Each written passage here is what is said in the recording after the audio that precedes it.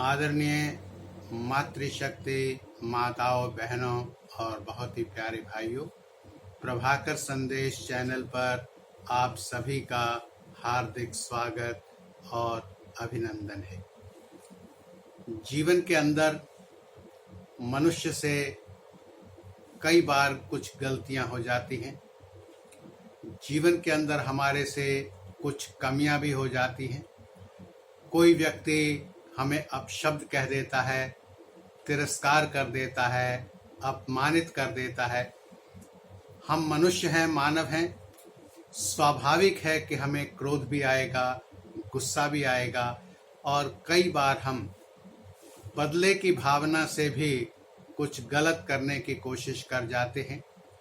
लेकिन जीवन के अंदर अगर हम मानसिक शांति चाहते हैं, सुकून भरी जिंदगी चाहते हैं, चैन की नींद सोना चाहते हैं, तो इसके लिए आवश्यक है कि हम ये सीखें कि या तो हम माफ़ी मांग लें अगर हमारे से कोई गलती हुई है, और अगर किसी ने गलत किया है तो हम उसे माफ़ कर दें। क्योंकि जो क्षमा है ये एक ऐसा मानवीय गुण है जो हमें इतनी शक्ति प्रदान कर सकता है कि इसे ईश्वरीय गुण भी कहा जाता है। जब हमारे से कोई भूल हो जाती है, हमारे से कोई गलती हो जाती है, तो हम वाहिगुरु के आगे अरदास करते हैं। हम परमपिता परमात्मा से अपने पापों की क्षमा मांगते हैं और वो इतना उदार है, वो इतना महान है कि हमारी सब भूलों को, हमारे सब अपराधों को क्षमा कर देता है। तो फिर हम जरा जरा सी बात पर, छोटी छोटी बातों पर इतना उत्तेजित क्यों हो जाते हैं? क्यों लड़ने झगड़ने के लिए हो जाते हैं? अगर जीवन के अंदर हम ये माफ़ करना और माफ़ी मांगना, ये दो अगर चीज़ें सीख जाते हैं तो हमारे जीवन के अंदर भी इतनी शक्ति आ जाती है। क्षमा करने से व्यक्ति छोटा नहीं होता, माफ़ कर देने से व्यक्ति गलत साबित नहीं हो जाता, बल्कि आप अपने आप को मजबूत सिद्ध करते हैं। तो क्योंकि जो व्यक्ति अपोलोजाइज करता है तो उसके अंदर एक आंतरिक शक्ति होती है, एक ऐसी मजबूती होती है। और अगर आप दूसरों को क्षमा तभी कर सकते हैं जब आप में शक्ति है। तो क्षमा कोई कायरता नहीं है, बल्कि क्षमा वीरता का आभूषण है। और ये आपको एक ग्रेस प्रदान करती है, एक मैच्योरिटी प्रदान करती है जब आप किसी को माफ़ कर देते हैं, क्षमा कर देते हैं उसकी गलती के लिए, उसके अपराध के लिए। आइंस्टाइन जो बहुत अधिक विश्व प्रसिद्ध वैज्ञानिक था, तो उसने बहुत सालों तक मेहनत करके और अपना एक रिसर्च पेपर लिखा, और उसका एक बहुत ही प्यारा कुत्ता था जिसका नाम था डायमंड।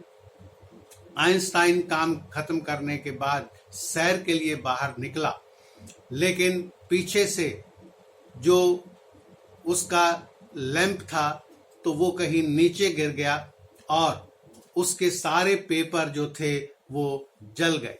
जब सैर करके वापस आता है आइंस्टाइन, तो उसे अपने कुत्ते डायमंड पर बहुत क्रोध आया, लेकिन आइंस्टाइन ने गुस्सा प्रदर्शित नहीं किया, कुछ नहीं कहा, बल्कि उसको पुचकार के उसके सिर पर हाथ रखा।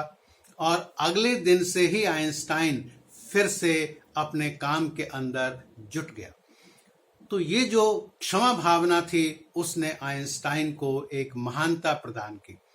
जीसस क्राइस्ट, उसको सूली पर चढ़ा दिया गया था, लेकिन उसने अपने आप को इतना अधिक मजबूत बना लिया था कि वह बोले कि God forgive them because they don't know what they are doing.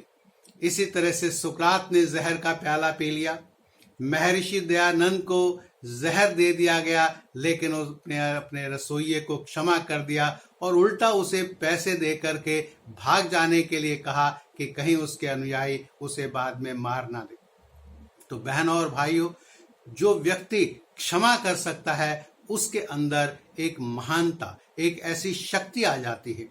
तो जीवन के अंदर अगर हम ये सीख जाते हैं माफी मांगना और दूसरों को माफ कर देना, तो उससे ना तो हम छोटे होंगे बल्कि हमारे अंदर दिव्यता और ईश्वरीय गुण आ जाता है। हम महान हो जाते हैं। महान ना भी हो, लेकिन अगर आप चैन भरी नींद और सुकून की जिंदगी जीते हैं, आप अपराध बोध से मुक्त हो जाते हैं जब आप किसी को माफ कर देते हैं। तो प्यारे बहनों और भाइयों, जीवन के अंदर माफ करना और माफी मांगना, ये दोनों ही बहुत अच्छी चीजें हैं जो हमें जीवन के अंदर धारण करनी चाहिए। इन्हीं शब्दों के साथ आप सभी का बहुत बहुत आभार और धन्यवाद। और प्रभाकर संदेश चैनल पर यदि हमारे विचार आपको अच्छे लग रहे हों तो हमारा अनुरोध है कि अपना सहयोग और समर्थन इसी प्रकार से जारी रखें। चैनल को अधिकाधिक लाइक करें, शेयर करें और सब्सक्राइब करें। बहुत बहुत धन्यवाद।